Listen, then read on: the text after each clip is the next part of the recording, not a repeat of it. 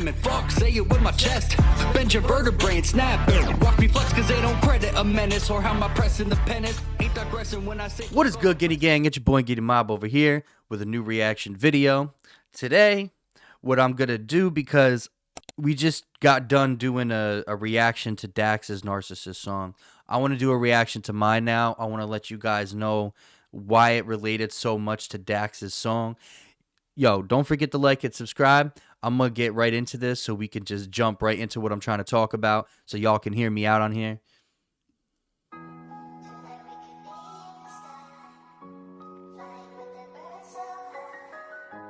So when I did that, because like Gini-MOB basically is a Italian persona that I had made, and Gini stands for the discrimination towards Italians. Mob stands for the retaliation of the Italian people. At the time, we were sick of it, and that was how it formulated.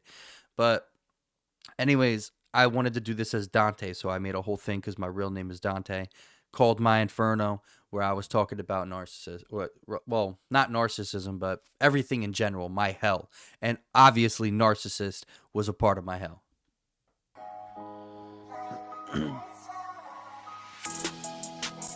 Like, even though I still gotta do this dumb fuck shit here and there, like, it's still like the distance that I have to be able to just be alone is way better than where the fuck I was. My mind can't think the shit through on what the hell to do. I'm just so lost and confused. Don't wanna disrespect you, but the hurt you brought me only held me to the ground. I was so hurt at this time about what's going on, and as a man, I done seen my mom go through so much shit and abuse towards men. I didn't want to be the one dishing it. It was being done to me, and I didn't know how to respond to it because I seen it be done to my mom. And as a man, I didn't want to be my oppressor. I didn't want to be like them. So I didn't want to go do that same shit. But at the same time, it was being done to me, and it was to the point where I was so confused. Lost and confused, don't wanna disrespect you, but the hurt you brought me only held me to the ground, and it drove me to a place where I felt so lonely. All the hurtful things that you told me, it broke me, shattered in millions. All the stress I was dealing with, bust my ass to put meals in this crib for you, it still didn't show me an ounce of respect. It's true, man. Women don't sit there and think about a lot of this shit that we have to do. Like, at this point, I was busting my ass, bro. I was doing laundry. I was going to work 24/7. Yo, I was working overtime like crazy, and she loved when I worked overtime. She was doing whatever. I was doing her college work. Like, bro, I was doing everything. I was taking care of our kid. I come home. I'd get done doing a 2 to 10. At 10 o'clock, I'd have to come home and like cook a bunch of shit for my kid and my wife. Like, at the time, my ex-wife. Right now. But I had to cook them dinner at like 10:30, 11 o'clock at night. I had to be back at work at 6 in the morning. So I come home, cook dinner for my newborn and my ex-wife, and then I'd have to go to bed, and I have to be up at 5 to get to work by 6. So I literally was pushing like 3 hours of sleep if I was lucky. It was crazy. I'd have to do overnights, like, you know, a couple times a week. You know, I couldn't go to the gym. I was much more heavier than I am now. Like, it was crazy. When I tell you it was crazy, it was a struggle. Your happiness and fuck me, because that's what my dumb ass gets for giving into your hunger for control. It always showed when you got domestic and threw me around inside of our home. You were secretive through this time. I was well aware of the guys, but when I had a private life with my fam and friends, it's a crime. Right. Like, yo, there was like, I don't know how many other men I had to deal with her talking to and sitting there trying to blindside it like these was just friends, these was just this, and I had to accept this. And as a man, we, not that we insecure, but we like to feel respected. If you're a woman and you're with us and you talking to how many other men that see you as an object that they want to freaking, you know what I'm saying? And like, why do we even have to sit here and live with that in the back of our minds? I'm going to work. I'm trying to work and elevate us as a family. And you out here playing fucking Playhouse with these fucking idiots online. And then not only that, it was literally a point where I was sleeping and she was like, oh, I gotta go. My one dude, one of the dudes that's my friend, my best friend, he's about to jump in the highway and do this, and I had to go. Yo, she left fucking 1 in the morning. She didn't come back until 4. I had to watch my kid. No, it was after 4 because I was late for my job. I had to be to work at 6 o'clock in the morning. And I'm like, yo, what are you doing? So like, bro, it's crazy. And then like, when I try to have anybody, any peace of mind, and they know this, when I tried to go to my family, when I had tried to go to my friends, and I tried to build some kind of support system outside of the relationship for me with people that weren't a threat to the relationship, people that weren't a threat to her, people that weren't trying to get in between us to take me away from her. But she was trying to take me away from all of them. And I felt alone and trapped, and I didn't know what to do. Fam and friends, it's a crime. Your selfishness is so bad, man. I can't believe I fell for this. Caught me when I was down, only to drown my ass in hell and spit in my face. Your nice side, it was fake, it was your bait to get your place in my life, then turn around with a knife. Our baby was right there. Right. Said that you drew the like, listen. With a knife. Our baby was right there in my face. Your nice side, it was fake, it was your bait to get your place in my life, then turn around with a knife. Our baby. And that was true, bro. You turned around. Like, I remembered it. It was just over something so stupid. She was pointing a knife to me in front of my kid. And it was that day I knew within the next 2 days I was dipping. I was getting my kid and I was gone. Like, it was at that point. And the crazy thing was, like, you see this woman at the time who was beautiful, was coming out of whatever she was going through. And you're in all this stuff with her. And, like, at the time, she played it like I was witnessing a woman going through stuff with her family and things, that she was being pushed to the side because, you know, her family was the issue, right? It was always her family, the way she was pointing the finger, this and that. And I felt that and I believed it because with the way she treated me. She treated me with something I was vulnerable at the time too, because the other person I was with cheated on me on New Year's Eve. So, like, I was going through it, and I fell for that respect she was giving me at the time. But I didn't realize it was a game. And then you turn around with a knife at the end. I said, fuck that shit, bro. Said that you drew the line. My boy won't see his daddy cry. Made sure we both were safe, do what we had to just to separate. That toxic trait held me hostage. I tried many times to escape. Guess you could say I did it late, but no one will know what it takes.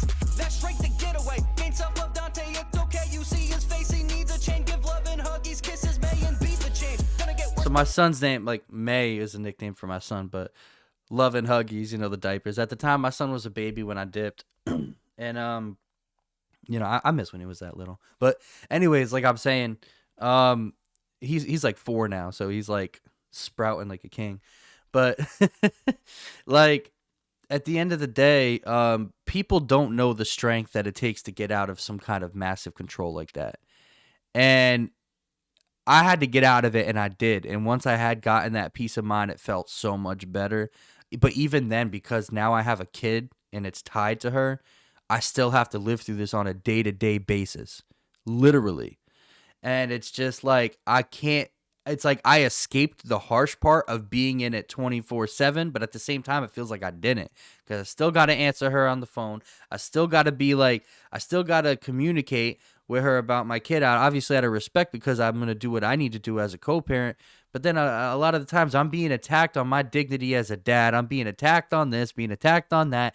Anything good she does for our child, she tries to throw it in my face like she's doing it for me. And it's just, the way that she makes it seem, I do this for him and I do that for him. Like, okay. Like, what? It's crazy. Lives will see the gains. All the times I had to suck it up, so Teo don't see me in pain for all the shit you put me And I through. said that, All the bro. shit you I forgot about see that me in part. pain for all the shit you put me through it. All the shit love and huggies, kisses, May, and beat the change. Gonna get worse before our lives will see the gains. All the times I had to suck it up, so Teo don't see me in pain for. And that's the hardest part, is having to suck it up when you hurting inside. You're just like a fucking punching bag for this woman. You know, physically at the time, now just verbally, now it's verbally and mentally, but that mental shit hurts like 10 times more. And, you know, I said it in there, I was like, it's gonna get worse with me and my son before our lives will elevate, because I gotta restart from scratch one. I gotta find somebody that I feel like in my life so I can go to work and take care of my son, because you can't do anything on a single parent home right now. Government assistance about to be at the door. I'm telling y'all need to go to work. But I need to find somebody that's going to be able to help balance my life out with me, be there for my kids. I got to start from scratch one. Somebody that that I see is going to be able to be a good standing role model for my child, so he could see what it's like to have another viewpoint of what it's like to be a parent, another viewpoint of what it's like to have two parents in a relationship doing what they have to do.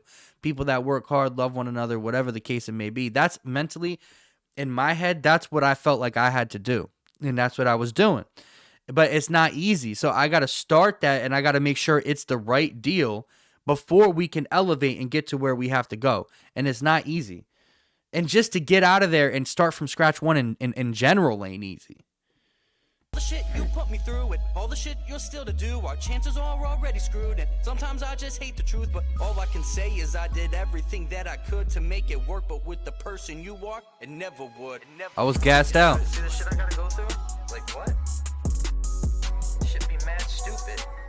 And this is what I'm saying, like, you can't. And then it's like, if I don't do this, then she'll go to the court and try to get child support out of it. It's just stupid. Yeah.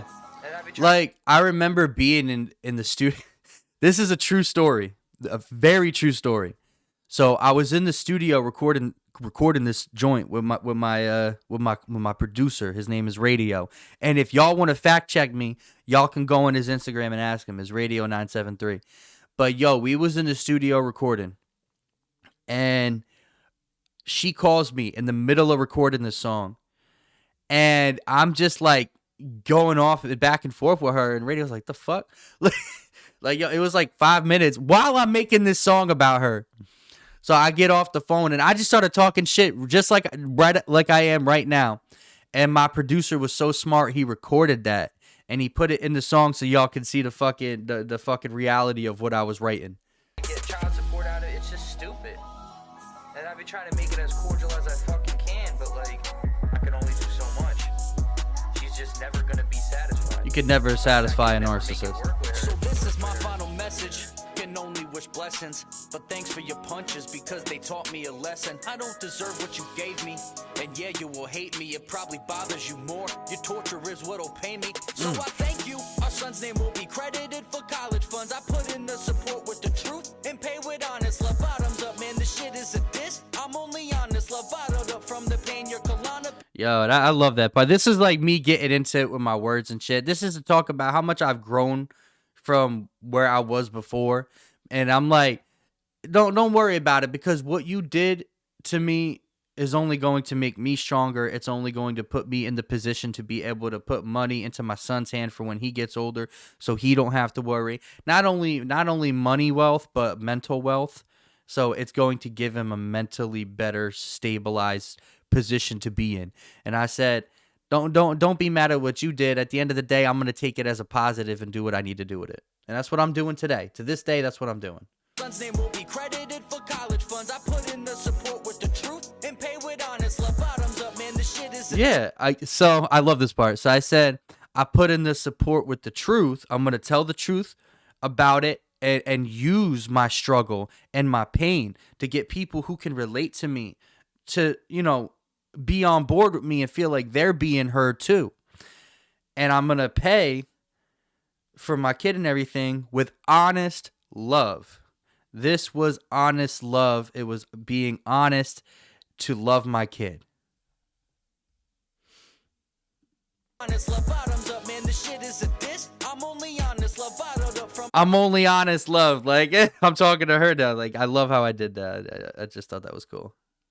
man. This shit is a diss. I'm only honest love. Bottled up from the pain. Your Kalana pins couldn't pop enough. Praying that we can drop the rug. Bury the hash because life is short. R.I.P. to Bozeman. Remembering how you got my love. Marvelous how you started with. Yeah. So I was talking about Bozeman. So when I was with my kid's mom, like way in the beginning, she tried to tell me this is how she wheeled me in to marry me, because I didn't want to marry at the time. It was too early. And she was like, life is short. Bozeman just died. She was crying at me. You don't know who he was. And I knew who he was, but she was like, he just died, and, I'm sad. And, he was so young, and I don't, God forbid that happens. I don't, I want to be able to live that moment with you. And I was like, okay. So I kind of fell for it. And, you know, I remember at the time I wasn't myself because I was taking this medicine and shit. She told me to see a psychiatrist, all this stuff, and I was falling for it because I was going through a lot. And I started getting addicted to Klonopin. I remember I had an anxiety attack at work, and she just shoved like 5 Klonopin in my mouth. And after that, I was like hooked. So I had to get out of that. That's a whole other story. But yo, like it's true. You got my love, marvelous. How you started with death can hit us any second. Ring comes now, you're wrong to give your newly groomed a cloud he could wet about. My music would let it out. The tears in a year would fucking drench a house and bed it out. How one's actions could set him out. Faking it to raise what you want, only to let it down. Let it down, let it down. Yeah. And y'all already know how that is. Like, you know, your actions set him out. Like, you know, you raised a groom. Hold on. Would let it out. The tears in it. Bury the hash because life is short. R.I.P. to Bozeman. Remembering how you got my love. Marvelous. How you started with death can hit us any second. Ring comes now, you're wrong to give your newly groomed a cloud he could wet about. Yeah. Like how it rains, like rain on your wedding day. You're giving your newly groomed a cloud he could wet about. Like a wet. Music would let it out. The tears in a year would fucking drench a house and bed it out. The tears talking about the rain from the cloud. My tears is the rain. Like His actions could set him out. Faking it to raise what you want, only to let it down. Let it. yeah, raise what you want, only to let it down. Like you raised me to think of you in a certain way, to make me a motivated man to be able to be there for you, only to let it down, only to let me down. And at the end of the day, I was let down. I was let down by that marriage. And that's why I had to leave it, because I was let down. There was no coming back from it. I saw that. I was living in a struggle every day, no coming back from it. And now I'm trying to make it work. And I just want to have a good life, man. I want to be with somebody that loves me. I want to be with somebody that appreciates me, that understands, you know, who I am as a person, understands what I need to be happy, and who wants me in their life. I want somebody that wants me and is happy with who I am as a person, who appreciates me. And that's what would make me appreciate them as a person. It's hard to appreciate somebody that doesn't love you. At the end of the day, she was doing all those right things in the beginning. As I said in the song, she did it all right in the beginning. And then she totally flipped the switch. And then it was a different story. And then I got to sit here and struggle. I couldn't even go out and find some happiness within my best friend, my sister, my aunts. You know, I couldn't go have any family time or friends without you getting pissed off about it. But at the same time, it's okay for you to go and do what you was doing, to go talk to you who you was talking to go cheat on me that night when I'm over here watching our kid and I just got home from work after making y'all dinner and I got to be up to be at work at 6 o'clock again. Like, what was going on? I don't want to hear that, oh, you don't understand women going through, when they just had a baby, they going through this post-traumatic stress shit. Like, I get it, but it shouldn't be to the point where you're going and cheating on your man and you're just not, you're not mentally, because if that's the case and you're able to do some shit about that, we have to have a whole rediscussion about morals and life in general and everything, because that made no damn sense. And it's crazy. But yo, let me know what y'all thought in the comments about that. I mean, I was a little more open up here than I actually wanted to be, but when I heard that song Narcissist, I'm like, yo, I gotta give you something, because I keep bringing it up. This is the first reaction video I did to one of my songs. If you want to hear it, go look it up. It's on Spotify. It's on everything with my Inferno EP. Don't forget to check it out. Let me know what you thought of this song in the comments. All opinions are welcome. You know, any critiques, anything, or if you have anything positivity is like great. But yo, let me know. Don't forget to like and subscribe. We on to the next one.